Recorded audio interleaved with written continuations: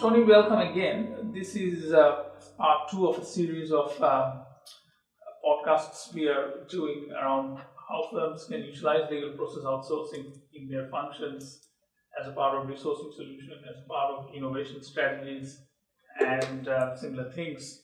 So today we are talking about legal process outsourcing as a part of law firm innovation. And Tony, you are one of the pioneers of in the innovation field, that you have had, you have been in the trenches and done it when you engaged SBA back in 2010, long before any firms were in Victoria were even looking at legal process outsourcing in your firm, Burke and Associates. These days, you see a lot of talk of innovation on LinkedIn, on social media from firms, but how does innovation actually happen in firms, and how can legal process outsourcing enable firms to do better innovation within their practice? It seemed to us like a logical, prudent and careful step to take. We did not think of ourselves as being innovative. I reflect on the process and consider what were the driving factors towards moving in that direction. And I think I was lucky to be involved in the legal profession from an early stage with people I would describe as thought leaders, people who were a little bit ahead of the curve. I was very lucky to have done articles with a principal who was an early adopter of computers and word processing, and was quite skilled in writing code himself. So that was my entree to the law, and I got involved in various committees around the Law Institute in Victoria.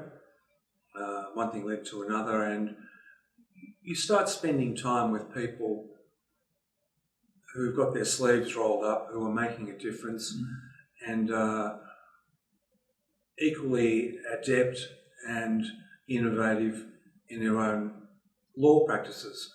So it's as if there's something in the water, you know, you just take it in and it becomes second nature to follow the path of people you respect.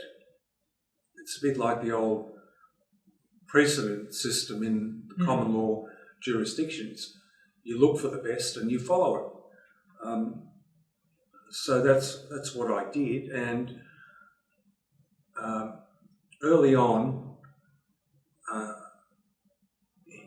in the early stages of my legal career, I was confronted by my ignorance in the areas of management, and I think it was probably fear of failure as much as anything else that drove me to immerse myself in some law firm management training. So I started off doing a law firm management course at FMRC at the time when it was part of the University of New England, and one thing led to another, led to a postgraduate diploma, led to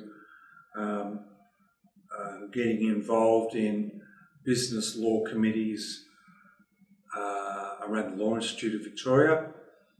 And in the lead up to my role as president of the Law Institute of Victoria, I was frankly terrified of making a fool of myself. So I went off at my own expense and put myself through the company director's course at the AICD, which I recommend to every lawyer. And that's great, not just for its training of company directors generally, but by virtue of the fact that you are exposed to people who are coming through the ranks in industry, in manufacturing, in the services, right across the country and also internationally. So again, it's in the water, you know, you're picking up on the best that the country can produce, and you're hearing at the left and at the right and all around you about new ways of being innovative and spreading the work around. So this has been the subtext of my legal career and the genesis for my involvement that led to the embrace of SBA, because it just seemed such a logical thing to do. It seemed to be in the best interests of my work colleagues, the best interests of my clients, and the best interests of my own family. One of the mistakes that many lawyers make is assuming that because you know a little bit about commercial law, you know a little bit about the management of commerce, and that is not the case. A law degree does not qualify you to run a law firm. And a lawyer who wants to be effective and to run a profitable and risk-free practice needs to get some management expertise from whatever source is available. And if you can do the two at the one time, if you can achieve greater efficiency in your practice, greater economies by using SBA, why wouldn't you talk to SBA about what they can teach you about how to run your firm better? Because you're seeing the best of the leading edge around the country, and you have that knowledge. I think all of us as lawyers come into the profession thinking that we will go through our days in a thinking role. And we will spend our days doing high quality thinking instead of chasing our tail on repetitive managerial dross. Getting in place a good legal process outsourcing arrangement and engaging with the provider in a robust conversation about what's best practice will get you much more likely in that direction of having a thinking legal career rather than a repetitive, boring legal career. And that's also relevant, Tony, isn't it, in the context of if you want to grow your firm, it's very important to have that managerial aspect of running the practice as a strategic initiative that is embedded well enough to enable you to grow the firm well enough. Sure. I mentioned earlier that I was a beneficiary of having done the company directors course at the AICD. I claim some success in having achieved an effective succession plan for myself. And in large part that was based on my sending 4 senior employees off to do the company directors course at the AICD and paying for them.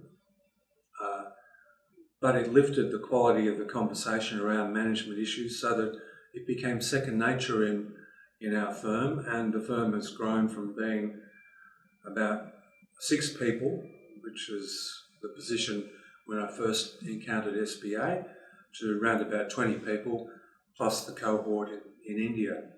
So we've been beneficiaries of that whole process, and I'm very grateful. But in your case, Tony, what you have just outlined is also fairly unique in the innovation path. That I think not many firms probably send for younger lawyers to do an AICD course. No. In this day and age, even now it's quite unthinkable. And the succession part that you build out of that management framework that you invested in has obviously paid very rich dividends for you. And LPO has been part of that journey. And you feel that that helped the practice to have more process automation and think more about how you can automate processes and map processes as a part of the engagement with SBA. Before we moved to an involvement with SBA, there was a revolving door, and young lawyers would come for 2 or 3 years, and then they'd be off somewhere else, and you'd have all of the costs associated with finding a replacement. That has ceased to be the case. Certainly we get some people coming and going, but the degree of stability that we've achieved is palpable, and there is a shared recognition that we are a bit ahead of the curve and that we are doing things that are a little bit innovative and of higher quality than you'll find elsewhere. So people stick around. And you find that with innovation, it's in firms, it's also that's often the low-hanging fruit, proverbial low-hanging fruit is ignored, and there's a lot of focus on the strategy of innovation, but what you really do around innovation is often a better practice management system, a better opportunity for training your team members to be more skilled up to contribute to that innovation process. These things are often not neglected, but not as much in focus as we are innovating and the strategy of innovation. I'm a big picture guy by orientation, and I've had the assistance over the years of some very talented lawyers in helping me with the embrace of SBA and the like. I was chafing at the bit to get to work with SBA more than a decade ago, but a couple of my colleagues in the practice were a bit apprehensive. So rather than agonise about it, I said, off you go, jump on a plane, head off to India and meet the team at SBA and spend a week or so learning from them, and they can learn from you, and you can then come back and tell us whether you were comfortable about it all and whether you've identified opportunities to work together. And also, I must add that you are comfortable that your team members in India are working with high quality technology in good quality office space and are paid appropriately in the local environment. And they went with some scepticism and some uncertainties, but came back perhaps even more robust than me in wanting to embrace the opportunities. And they also came back with an action plan of the capture of the low-hanging fruit that could be made the subject of our SBA engagement, and we were off and running. Yeah. So that's a very roundabout way of answering your question. No, that makes perfect sense, Tony, in the sense that, once again, your firm was one of the first firms to do that. That you sent two of the younger principals or on the road to be principal team members off to India to visit our team and sit down with the team for a week, as you said, and that was parts of processes at the time that you also did. For example, around your firm was one of the first ones who took your practice management system to the cloud before anyone did at the time. And that was our practice management system, which was not supposed to be on the cloud, but manage that innovation. So that's right. It's a very interesting innovation journey, and obviously your insights on how LPO has helped that innovation process, Tony, is very valuable. So thanks for sharing your insights today with us. Thank you, Partha.